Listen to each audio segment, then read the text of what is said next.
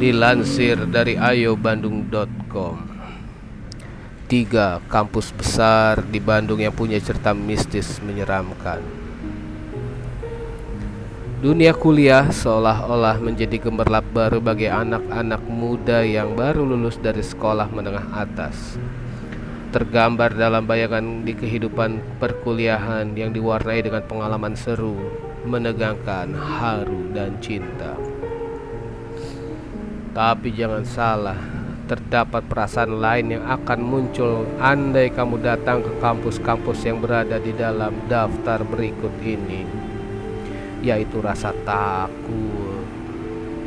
Selain dikenal sebagai kota tujuan untuk berwisata, Bandung juga dikenal sebagai tempat berdirinya universitas-universitas ternama.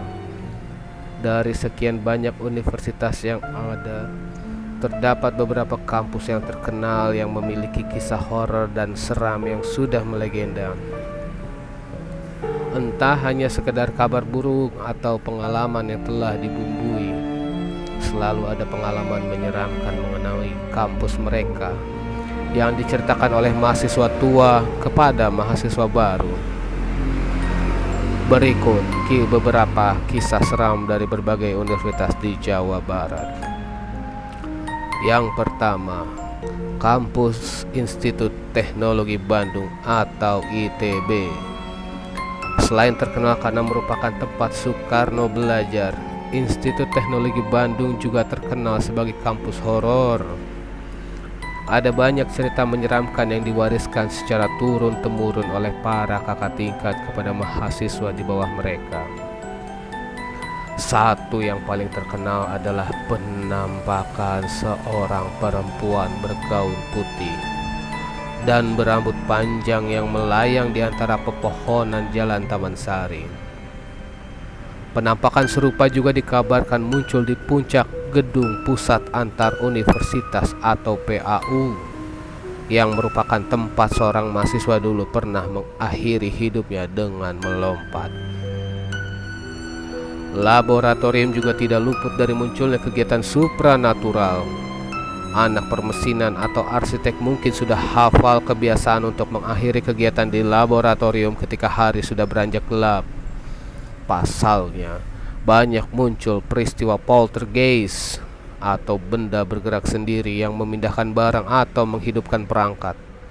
Tersiar juga kabar adanya penampakan tukang soto atau bakso yang mendorong gerobaknya keluar dari lift menuju ruang studio. Kedua, Kampus Universitas Pendidikan Indonesia atau UPI. Universitas Pendidikan Indonesia atau biasa disingkat UPI juga banyak kisah yang tidak kalah menyeramkannya. Konon katanya terdapat banyak kejadian mistis di gedung Isola UPI. Gedung kebanggaan UPI tersebut adalah sebuah villa pribadi milik seorang keturunan Belanda Jawa. Apabila siang menjelang, gedung ini adalah tempat wisata yang cukup terkenal di kalangan mahasiswa. Namun semua berubah ketika malam sudah mulai larut. Kisah seram yang paling terkenal dari gedung ini adalah bunyi denting piano yang mengalunkan melodi kematian. Bunyi piano dipercaya sebagai tanda kalau para hantu yang mendiami gedung ini sudah mulai keluar dan bergentayangan.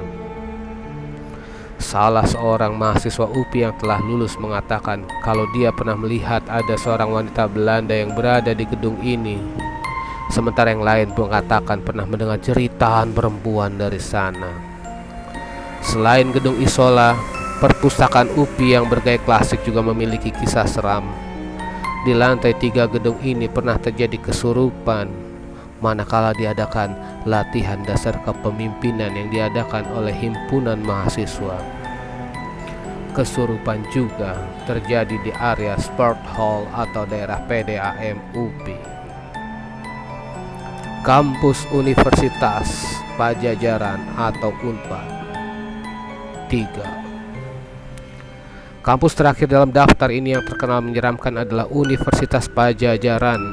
Kampus yang sekarang berpusat di Jatinangor memiliki banyak kisah mistis yang diceritakan oleh para mahasiswanya. Salah satu lokasi yang banyak terdapat kisah seram tersebut adalah Pusat Studi Bahasa Jepang atau PSBJ yang merupakan bagian dari Fakultas Budaya. Konon ada banyak kejadian makhluk bukan manusia yang menampakkan dirinya kepada mahasiswa. Seorang mahasiswa pernah tanpa sadar dipelototi oleh seorang nenek misterius ketika sedang menghibur teman yang sedih.